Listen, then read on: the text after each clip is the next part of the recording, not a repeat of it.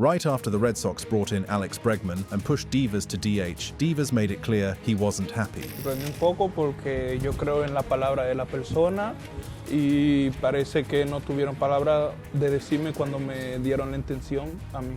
But what nobody saw coming was the team turning around and trading him away. Now, new footage just dropped of Divas and Bregman going at it, and this drama is spiraling. Stick around, we've got all the explosive details, the explosive truth behind Bregman and Divas' heated drama. The story of Alex Bregman and Raphael Divas isn't just about two all-star players fighting over a position, it's about broken promises, miscommunication, and how one organization's decision-making process nearly tore apart their entire clubhouse culture. To understand the magnitude of what happened between these two superstars, we need to go back to February 2025, when everything was turned upside down by news that seemed almost too good to be true. The Boston Red Sox, after years of being criticized for their lack of aggressive spending, had just pulled off one of the most shocking signings of the offseason. Alex Cora, the Red Sox manager, describes the surreal moment when he found out about the signing that would change everything. I was actually sleeping.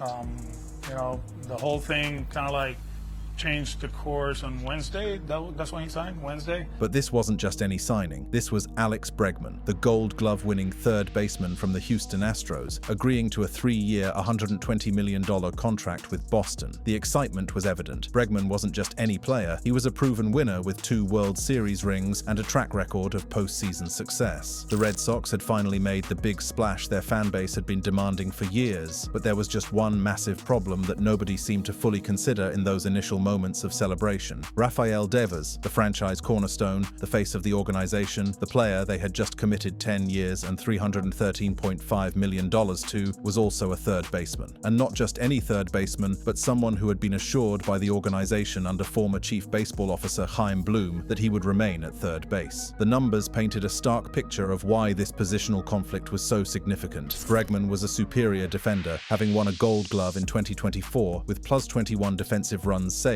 and plus 26 outs above average since 2017. In contrast, Divas had struggled defensively, with 62 DRS and 28 OAA over the same period, and led the American League in errors at third base multiple times. But here's where the story takes a dramatic turn that would set the stage for months of tension and controversy. Reports indicated that Divas felt misled by the Red Sox front office. Throughout the offseason, the team had been linked to other third basemen, such as Nolan Arenado, but assured Divas that no drastic changes to his role were planned. The devastating truth: the Red Sox did not inform Divas of their intent to sign Bregman until after the deal was finalized. Alex Cora's enthusiasm for Bregman was evident, but what wasn't immediately apparent was the storm that was brewing behind the scenes. The Red Sox had created a perfect storm of miscommunication and mismanaged expectations that would soon explode into public view. The first signs of trouble came during spring training, when reporters finally got their chance to ask both players about this unprecedented situation. The contrast in their responses was telling and would foreshadow everything that was to come.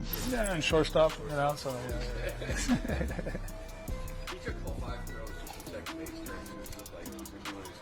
Yeah, I mean, like, he has quick hands, good footwork.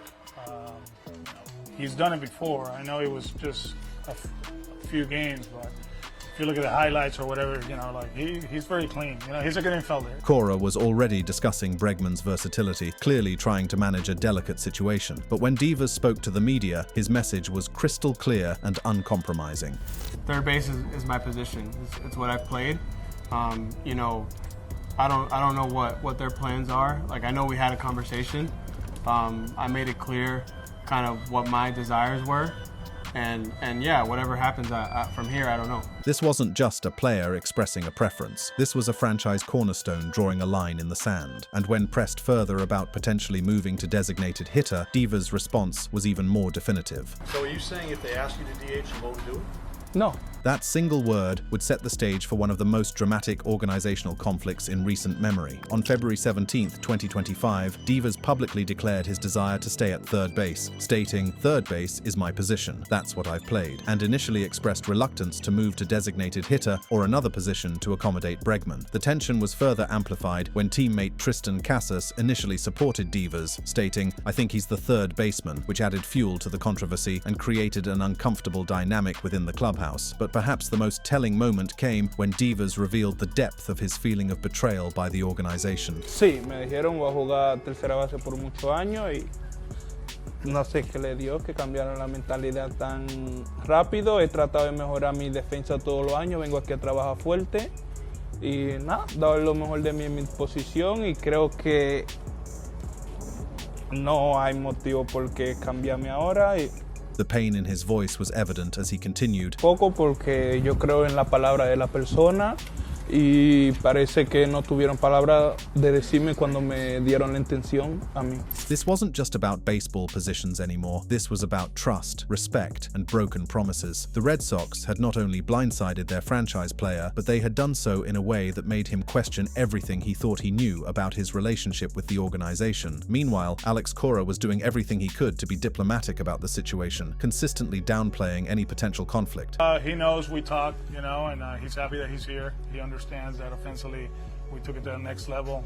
Having those three guys on top of the lineup is going to be good. It's a different at bat, and everybody's going to benefit from that at bat. On February 18th, 2025, Bregman said, "I'm super excited to just be Diva's teammate. He's a great player," and described their interactions as great and fun, noting they took ground balls together and had dinner with teammates. This was a masterclass in how to handle a difficult situation. Bregman could have easily escalated the conflict, could have made demands about his role, could have thrown Devers under the bus publicly. Instead, he took the high road, consistently praising Devers as a player and a person, while making it clear that he was willing to be flexible for the good of the team. But even Bregman's diplomatic approach couldn't solve the fundamental problem that the Red Sox had created through their poor communication and planning. The damage had been done, and the seeds of discord had been planted in what should have been fertile ground for a championship run. The situation put manager Alex Cora in an impossible position. Cora worked to defuse the situation, insisting there was no beef between the players. He revealed that Bregman and Devers had a 45-minute conversation at his house during spring training, suggesting a positive relationship. Cora also emphasized that decisions would prioritize the team's success, stating, "It's about the Red Sox, right? Whatever decision we make is for the benefit of the team." Cora was trying to be the peacemaker, the diplomat, the steady hand that would guide this ship through troubled waters. But he was also dealing with a situation that had been created by forces beyond his control, a front office that had failed to properly communicate with their franchise player, and now he was left to clean up the mess. By late February 2025, Devers tried to downplay the drama, saying, "I'm not frustrated," and expressing a desire for team chemistry and winning. However, his comments left some questions unresolved as he reiterated his preference for third base while claiming the issue was overblown. But this apparent calm was merely the eye of the storm. Behind the scenes, tensions were still simmering, and the fundamental issues that had created this conflict in the first place remained unresolved. The Red Sox had managed to temporarily quiet the public drama, but they hadn't addressed the underlying problems that would eventually tear this situation apart completely.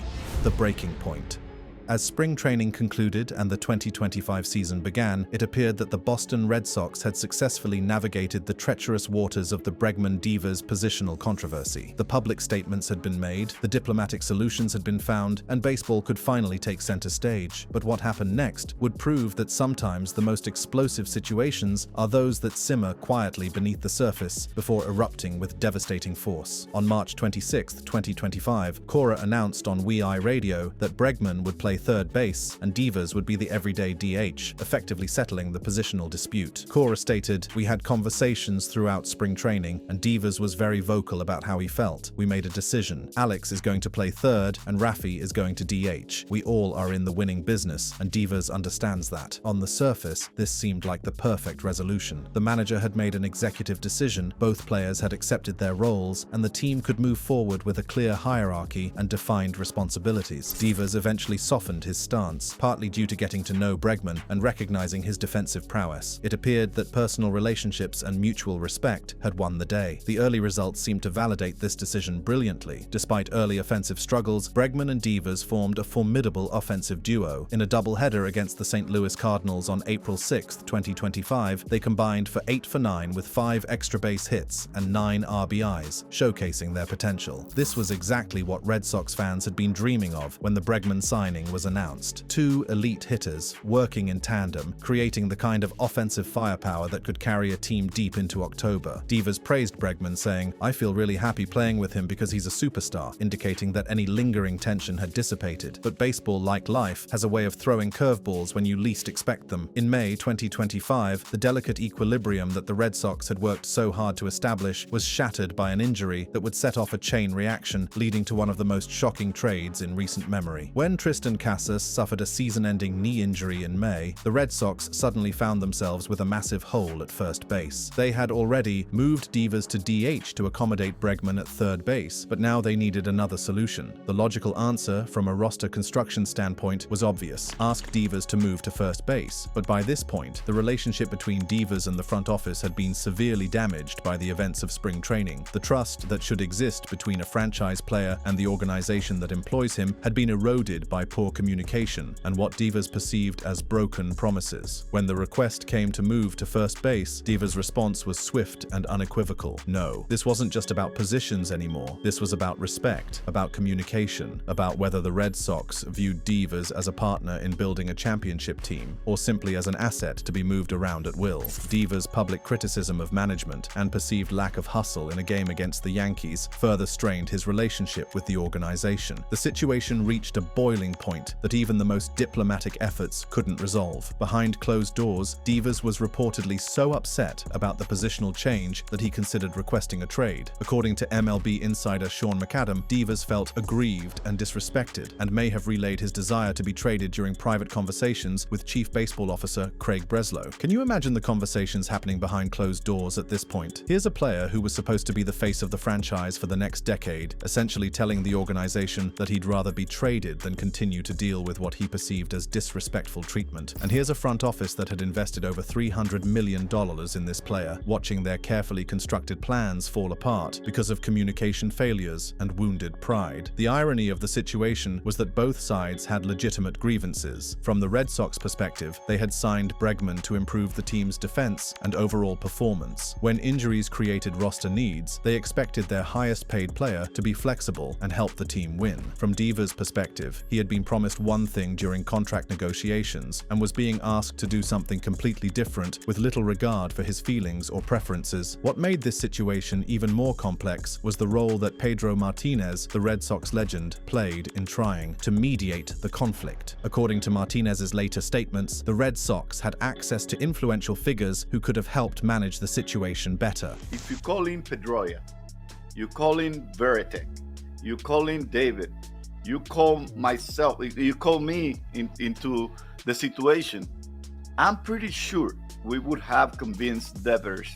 to do anything we wanted the Red Sox to have Devers do. Martinez's insight reveals one of the most critical failures in this entire saga: the Red Sox's inability to leverage their organizational relationships and history to help manage a delicate situation. The Red Sox had a beautiful opportunity to keep everything, including Divas' attitude, in between the players, inside the clubhouse, inside with the baseball people. Devers is a guy that is not very outspoken in Spanish, English, or any language whatsoever.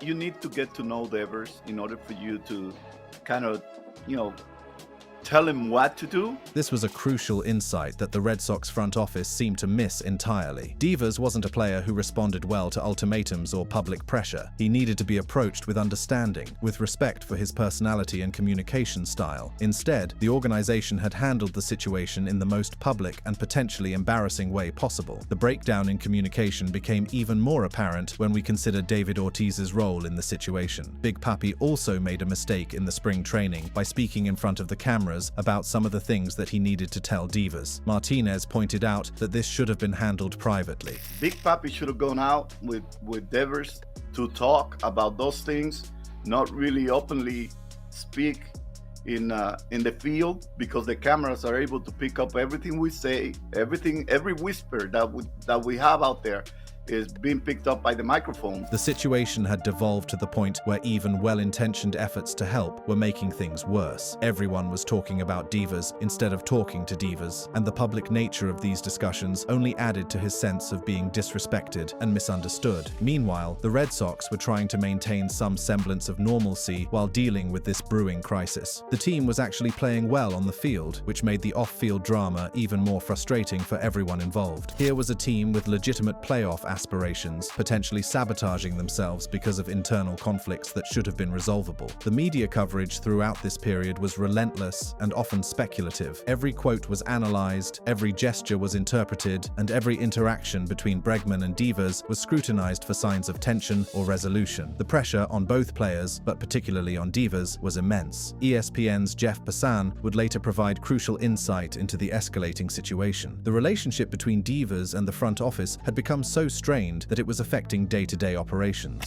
So you start with that poor communication. Then you move on to Tristan Casas getting hurt for the year and the Red Sox asking Raphael Devers to move to first base. And after moving to DH, planning on staying at DH the whole season, was told you don't need a glove. Now they're asking him to play first base. The situation reached its nadir when the Red Sox brass had to have serious conversations about Devers' future with the organization. The fact that a player with 8.5 years remaining on his contract was even being discussed as a potential trade candidate showed just how badly the situation had deteriorated. The irony of the entire situation was that on the field, when Devers was actually playing, he was performing at an elite level. Despite all the drama, despite the constant questions about his position and his attitude, he was still producing at the plate and helping the team win games. This made the eventual resolution of the conflict all the more shocking, because it suggested that the Red Sox were prioritizing organizational control over on-field production. As we moved into June 2025, the Red Sox found themselves in an impossible position. They had a talented team with legitimate playoff aspirations, but the ongoing drama surrounding their highest-paid player was threatening to derail everything they had worked to build. The organization had to make a choice: find a way to repair the relationship with divas, or make one of the most shocking moves in recent baseball history, a trade that rocked baseball. June 15, 2025, started as an ordinary Father's Day Sunday. The Boston Red Sox had just completed a stunning sweep of their arch-rivals, the New York Yankees, and Raphael Devers had homered in that final game. The team was finally clicking, sitting at 500 and showing signs of the potential that had made them such an intriguing preseason pick. Then, in a matter of hours, everything changed. The trade of Raphael Devers from the Boston Red Sox to the San Francisco Giants on June 15, 2025, sent shockwaves through Major League Baseball due to its unexpected timing, the caliber of the player involved, and the context of both teams being in playoff contention. This wasn't just any trade. This was the kind of blockbuster deal that happens maybe once every few years, involving a superstar in his prime being moved at the most unexpected possible moment. The immediate reaction was one of complete disbelief. Fans, analysts, and even other players couldn't comprehend what they were hearing. Jeff Passan described the trade's magnitude, likening it to a rare mid-June blockbuster involving a top hitter. One AL executive expressed disbelief, asking, "Is this trade real?" shortly after the news broke, reflecting the trade's unexpected nature. The circumstances surrounding the trade were as dramatic as the trade itself. Alex Cora revealed Devers' immediate reaction to the trade, noting it was understated but professional. "He shook our hands and he took off," Cora said, describing Devers being pulled off the team's charter flight after a sweep of the Yankees. He shook our hands and he took off.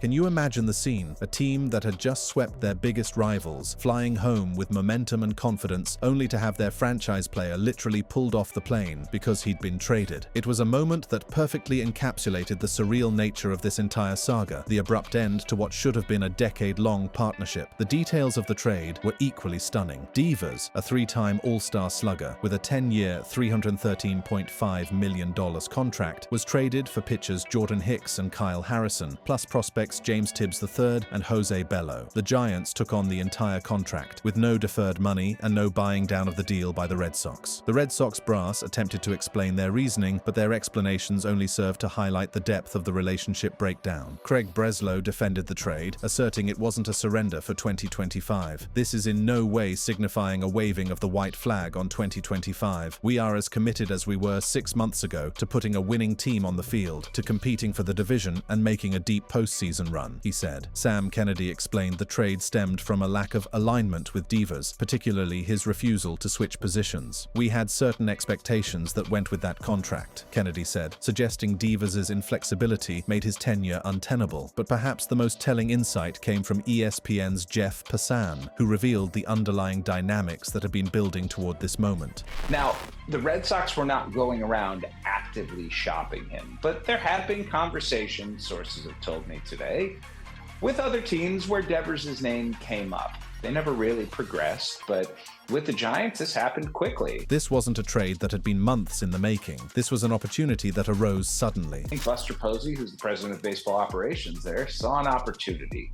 After missing on Aaron Judge, after missing on Shohei Ohtani, they're still looking for that big bopper in the middle of the lineup. And if all it was going to take for them to get that is to give up Kyle Harrison, James Tibbs, Jose Bayo, and Jordan Hicks and take on $250+ million, that was something that the Giants, who are right now fighting for first place in the National League West, thought was worth it. The Giants' perspective on the trade was dramatically different from the chaos surrounding the Red Sox. Buster Posey revealed he initiated talks with Breslow about 2 weeks prior, with momentum building in the days leading up to the deal. Posey's aggressive move was praised as a sign of the Giants' intent to compete. The reaction from Giants players was overwhelmingly positive. Logan Webb lamented losing Harrison and Hicks, but was thrilled about Divas, calling him probably a top 10 hitter in baseball every year. He added, "Anytime you add a player of that caliber, I think you give yourself a chance every day. I don't know where he's gonna hit, but I don't think it really matters. The guy's a stud, plain and simple." Meanwhile, the reaction in Boston was one of complete devastation. Red Sox fans were outraged, with many targeting Breslow for trading a homegrown star. Social media posts captured disbelief, with one TikTok showing fans doubting the trade's reality, likening it to an April Fool's-esque joke. Another showed a fan receiving a Divas jersey as a Father's Day gift just after the trade, captioned, "Tough day for Boston dads." The players' reactions revealed just how shocking this move was, even to those inside the organization. Jarren Duran admitted to being blindsided, saying, "I didn't see it coming. It was a shock." Trevor Story highlighted the business side of baseball, noting, "It comes at a weird time. This is a brutal reminder that this game is a business." I think now we're just focused on moving forward as a group.